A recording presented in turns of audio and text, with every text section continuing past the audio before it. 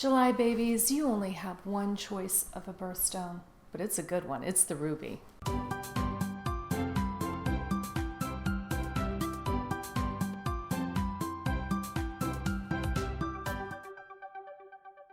A ruby in any other color would be called a sapphire. Sapphires are corundum, and when they appear red, a dark purplish red, a blue red, or even a pinky kind of red, that's when we call it a ruby. The exact point when a ruby moves into being a pink sapphire is up for debate. It's not a very clear distinction. So if for some reason you are a July baby who does not like the color red, you can get away with a pink sapphire. The most desirable and therefore most expensive color of ruby is a pigeon ruby, which is described as a dark red with a hint of blue. Like sapphire, because it essentially is one, a ruby is a 9 on the Mohs scale. That is a very strong stone. You can be very comfortable wearing a ruby in rings and anywhere and wearing them every day. They are strong, hardy stones. Value is determined by color, like I said before, but it also is determined by cut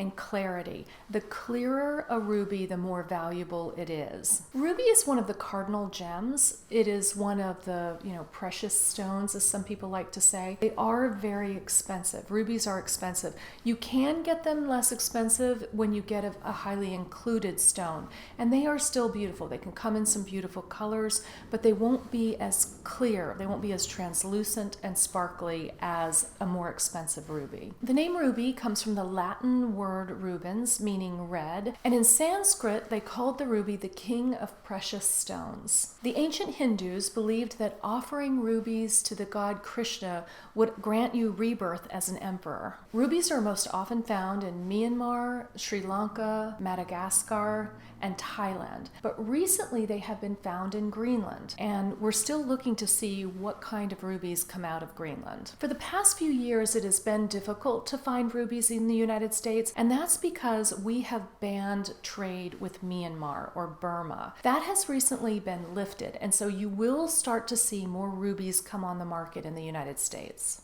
Rubies symbolize power and protection, and so ancient warriors often brought them into battle. And I've heard it said, and you may read and hear about, and you may even be thinking, Dorothy's ruby slippers. Dorothy's ruby slippers were not ruby, and they were not red. In the original writing of Dorothy, her slippers were silver. That one was for you, Artemis. It may interest you to know that rubies can be male or female. An ancient Greek philosopher once wrote that the male rubies are darker and more lustrous, while female rubies are lighter and lackluster.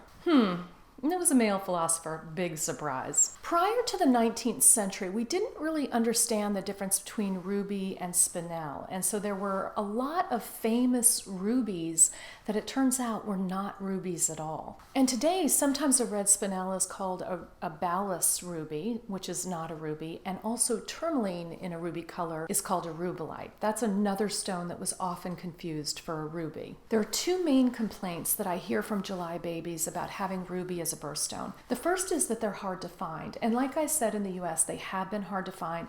That's going to get easier. The second is that they are expensive, and rubies, good quality rubies, are expensive. One option you have, as I mentioned earlier, is to have a very included ruby that will be a pretty color and it'll be more opaque. That is one way to go. Another is to get a pink sapphire. So a pink sapphire is very akin to a ruby, and it will be less expensive if it is classified as a pink sapphire as opposed to a ruby. That's another option. The third option is to go for a synthetic ruby. Rubies have been made in laboratories, grown in laboratories for a long time, even back as far as the 1940s. And my grandmother wore a huge synthetic ruby almost every day, and no one asked her whether it was real. So that's the July birthstone. Rubies have been coveted for a long time, and they are gorgeous. I would love to hear what you think about them in the comments below.